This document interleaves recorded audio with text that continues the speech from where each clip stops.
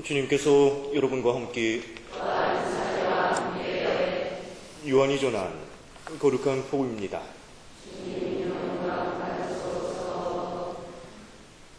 그때 예수님께서 길을 가시다가 태어나면서부터 눈먼 사람을 보셨다. 예수님께서는 땅에 침을 뱉고 그것으로 진흙을 개어 그 사람의 눈에 바르신 다음 실로암 못으로 가서 씻어라 하고 그에게 이르셨다.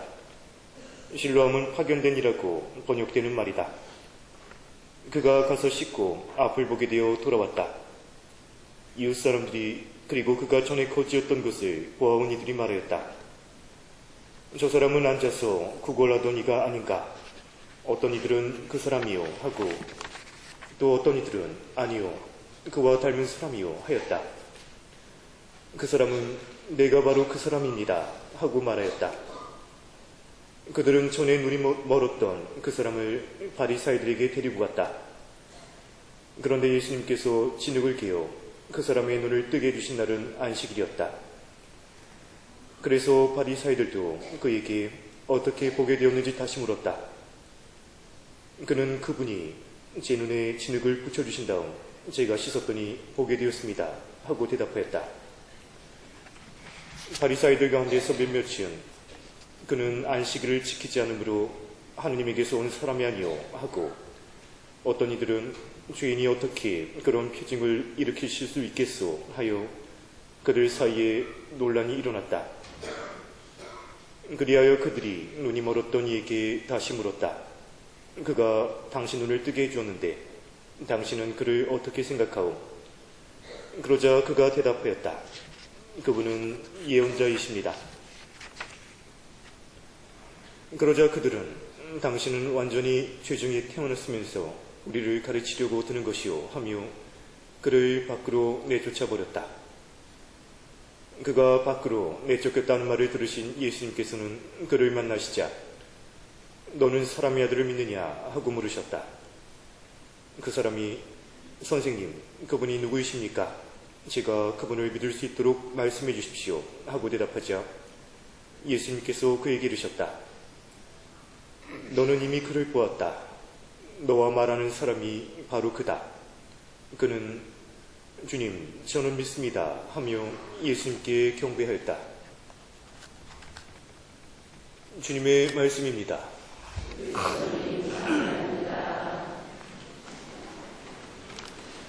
네, 참 예수님. 네, 이제 사순시기도 많이 깊어가고 있습니다. 앞에 들어오셔서 공지 보셨겠지만 이번 주까지가 마지막 판공성서입니다. 내일부터는 안 드릴 겁니다. 여러분들 저에게 오셔가지고 신부님 판공 보고 싶어요 하면 될까요 안 될까요? 안 돼요? 세상에 안 되는 게 어디 있을까요? 네, 안 됩니다. 공식적으로는 안 되고요. 다른 성당 가서 보셔야 돼요. 그러니까 다른 성당 가서 보시기 싫으신 분들은 오늘 미사 중에 많이들 보셨으면 좋겠습니다. 사실 이렇게 매 주마다 미사 중에 이렇게 손님 신부님을 불러가지고 판공성사를 주는 본당이 없습니다. 그렇기 때문에 여러분들 참 복 받으신 겁니다. 그렇기 때문에 여러분들 오늘 꼭 성사를 보고 가시길 바랍니다.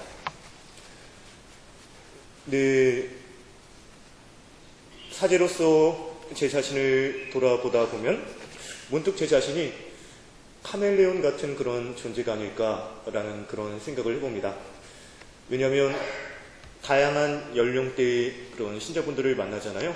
그렇기 때문에 제가 다양한 연령대의 신자들을 만나면서 한결같은 모습으로 만난다면 좋을까요? 안 좋을까요?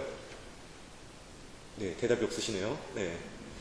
가령 저 같은 경우는 주일학교, 유치부 정말 꼬맹이부터 그쵸? 청년들 그리고 30대부터 70대, 80대에 이르는 다양한 신자분들을 만납니다. 다양한 신자들을 만나니까 그쵸? 아무래도 정말 주일학교 아이들 만날 때는 그 아이들 눈높이에 맞춰가지고 아이들을 대하려고 합니다. 또 어른들을 만날 때는 어른들 눈높이에 맞춰가지고 대하려고 합니다. 만약에 제가 유치부나 아니면 정말 초등부 아이들을 대상으로 네, 여러분들도 대하듯이 정말 무덤덤하게 딱딱하게 대하면 아이들이 좋아할까요? 싫어할까요? 네? 싫어해요? 저 한 번도 안 해봤는데 한번 해볼까요? 네, 아이들 대상으로. 네, 아마도 네, 거리감이 느껴서 싫다고 말하겠죠. 네, 저는 어제 개인적으로 아이들한테 3번 지적질 당했어요. 혼났죠. 네. 왜 혼났냐면요. 네, 다 복사단 아이들한테 혼났습니다. 네, 딱 이렇게 아침에 네, 스카우트 야영 가는 친구들이 있었는데 제가 이제 아침 그 친구들과 먹으면서 네, 성당으로 딱 왔는데 그 중에 또 복사하는 친구가 있어요. 저에게 일종의 컴플레인이죠. 불평을 늘어놓습니다. 아, 신부님, 저희 좀 간식이 좀 아닌 것 같아요. 맨날 음료수만 있고 과자는 없어요. 그래서 제가 어떻게 대답했을까요? 그래, 한번 고려해볼게. 네, 생각해볼게.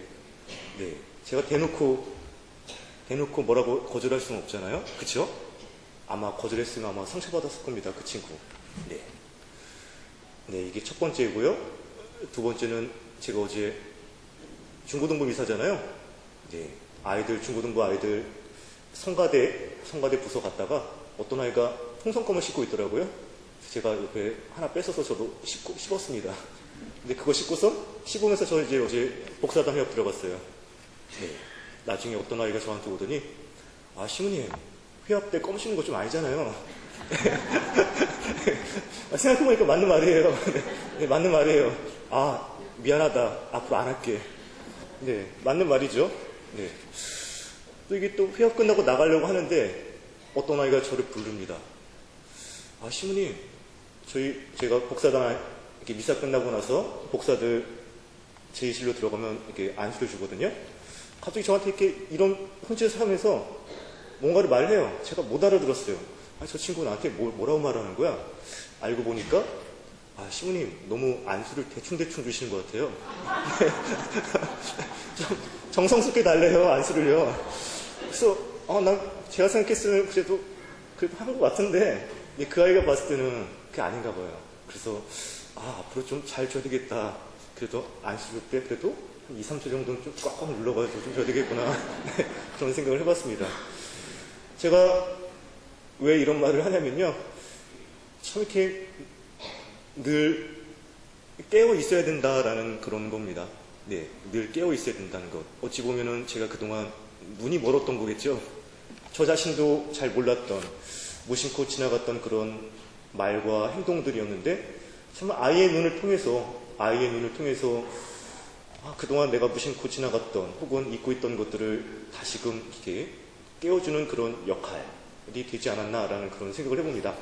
그런 점에서 참 이렇게 오늘 복음들 그리고 독서들은 네, 우리 자신을 그렇게 좀 깨워주는 네, 빛과 같은 그런 존재가 아닐까라는 그런 생각을 해봅니다. 네, 이제 사수 시기가 정말로 깊어가고 있는 네, 제4주일을 맞고 있습니다. 사순 제4주일을 장미주일이라고 부르기도 합니다.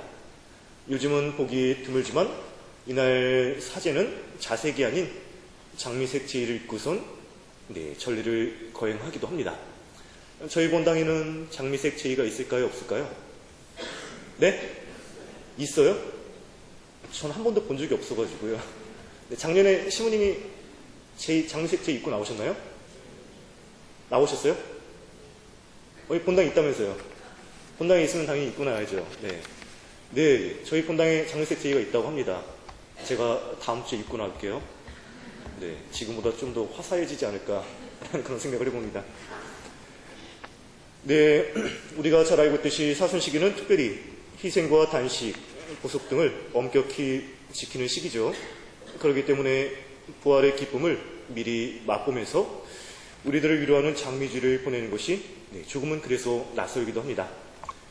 그러나 그리스도인의 진정한 기쁨이 무엇인지를 알고 느끼는 것이 얼마나 중요한지를 너무나 잘 알기 때문에 오늘의 이 거룩한 전례가 더욱더 감사할 따름입니다. 특별히 지금 우리가 보내고 있는 사순 시기는 신앙인으로서 필요한 덕을 키우고 수양하는 때이죠. 그렇기 때문에 그리스도인인 우리는 어디에서 어떤 방식으로 신앙인으로서의 기쁨을 느끼며 살고 있는지를 잘 살펴보아야 합니다. 그런 점에서 기쁨이 그저 걱정거리가 없어진 상태를 뜻하는 것이 아니라 새로운 삶을 시작할 때 체험하는 것이라는 사실을 사순시기를 보내면서 다시 한번 깨닫게 됩니다. 또한 여기서 조금 더 나아가 자신의 삶에서 변화된 표징들이 구체적으로 드러날 때 느끼는 기쁨이야말로 사순시기를 뜻깊게 보내는 이들의 특권이 아닐까 생각을 해봅니다. 이와 관련해서 특별히 사순시기를 시작하면서 자신이 어떤 결심을 했는지, 그리고 그 결심을 지금도 잘 지키고 있는지를 한 번쯤 살펴볼 필요가 있겠죠. 지금 여러분들은 어떤 결심을 하고 있는지 한 번쯤 생각해 보셨으면 좋겠습니다. 여러분들 보통 사순시기 시작하시면서 제 수요일에 이마에 제를 받으시면서 적어도 사순시기 동안 나는 평소에는 이렇게 못 해봤지만 적어도 이 시기 동안 뭔가 좀 해봐야 되겠다. 결심하셨죠? 결심하셨죠? 보통 이렇게 결심을 하는데요. 가령 어떤 분들은 사순시기를 시작하면서 매일 일정한 시간을 내서 기도를 하겠다고 다짐을 합니다. 또 어떤 분들은 사순시기 동안 술을 마시지 않겠다, 혹은 담배를 끊겠다라고 결심을 하기도 합니다. 또한 또 어떤 분들은 적어도 매주 금요일 십자가의 길만큼은 참석하겠다고 다짐을 하시는 분도 있습니다. 또 어떤 분들은 일주일에 한 번 금식과 금육을 실천하겠다고 다짐을 하기도 하죠. 일주일에 한 번 혹은 여러 번 주위에 있는 좀 어려운 사람들을 찾아가서 봉사활동을 해야 되겠다라고 결심을 하시는 분들도 있습니다. 혹은 사순저금통에 돈을 모금해서 어려운 이웃들을 돕겠다고 다짐하시는 분들도 있죠. 그런데 여기서 중요한 것은 사순시기를 시작하면서 우리가 다짐했던 결실들을 지키면서 이전과는 다른 기쁨을 맛보는 것입니다. 그리고 이를 통해 사순시기 이전과 비교했을 때 변화된 자신의 그런 모습들을 바라보면서 느끼는 그 기쁨을 한 번쯤 맛보는 것이 중요하겠죠. 고기도 먹어본 사람만이 그 맛을 안다는 말이 있듯이 사순시기를 시작하면서 다짐했던 결심들을 지킬 때 느끼는 그 기쁨을, 그리고 하느님의 커다란 은총을 맛본 사람은, 혹은 지금 맛보고 있는 사람은 매년 사순시기를 시작하면서 자신이 지킬 수 있는 크고 작은 결심들을 사순시기 동안 지키고자 다짐하는 게 아닐까라는 그런 생각을 해봅니다. 다른 한편으론 이런 결심들을 지키고자 노력하는 우리들의 모습들이 기존의 어둠의 삶에서 벗어나 빛의 삶으로 이끄시는 예수님의 초대에 응답하는 그런 또 다른 방법이 아닐까라는 생각을 해봅니다. 그런 점에서 특별히 오늘 제2독서와 복음 말씀을 통해 우리는 빛을 따라 사는 삶이란 무엇인지에 관해 자연스럽게 묵상할 수 있습니다. 가령 오늘 제2독서에서 사도 바울은 예배소 신자들에게 빛의 열매는 모든 선과 의로움과 진실에 있기 때문에 무엇이 주님 마음에 드는 일인지를 헤아리면서 빛의 자녀답게 살아갈 것을 당부하고 있습니다.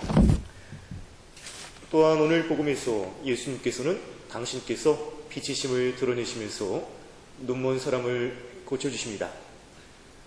태어날 때부터 눈먼이는 이제 빛이신 예수님을 보게 되었고 주님을 선포합니다. 그런데 여기서 한 가지 특이한 점을 발견하게 되는데, 그것은 바로 보지 못했던 사람이 진정으로 주님을 보게 되었고 육신의 눈이 성했던 사람이 오히려 참빛이신 주님을 보지 못하게 되는 역전이 일어난다는 사실입니다. 그런 점에서 세상 것에 눈이 밝다고 자랑할 일은 아니겠죠. 우리 삶 속에서 예수님을 깨닫고 살지 못한다면 우리의 성한 눈은 영적인 세계에서는 아무런 소용이 없을 것입니다. 영적인 눈이 멀게 되는데 그런 사람들에게는 진정한 빛이 없습니다. 그래서 그의 영혼은 어둠 속에 있을 뿐이겠죠. 또한 주님의 빛 속에 자리하고 있는 은총도 기쁨도 체험할 수 없게 됩니다. 그러기에 세상 것에만 눈이 밝은 사람은 세속의 관점에서는 모든 것을 다 갖춘 것처럼 보여줄 수 있겠지만 내면의 세계에서는 아무것도 볼 수 없는 어둠 속에 있는 사람이라고 말할 수 있습니다. 그런 점에서 이제 사순시기도 3주 정도 남은 것 같습니다. 사순시기를 시작하면서 자신이 다짐했던 결심들을 떠올려보고 지금 자신이 얼마나 잘 지키며 살고 있는지를 살펴보셨으면 좋겠습니다. 또한 아직 결심을 하지 않으신 분들이 계시다면 아직도 사순시기가 3주씩이나 남았습니다. 앞으로 남은 사순시기 동안 지금 내가 행동으로 실천할 수 있는 것들에는 무엇이 있는지를 한 번쯤 살펴보고 그것을 실천해 보셨으면 좋겠습니다. 앞에서 잠시 제가 언급했듯이 이런 모든 결심들이, 실천들이 기존의 어둠의 삶에서 벗어나 빛의 삶으로 이끄시는 예수님의 초대에 응답하는 방법이죠. 그런 점에서 영적인 눈을 열어주신 분은 주님이심을 기억하면서 주님께 날마다 주님 제 눈을 뜨게 해주십시오. 주님의 빛 속에 살 수 있는 은총을 저에게 주십시오. 라고 기도하는 그런 한 주가 되셨으면 좋겠습니다. 아멘.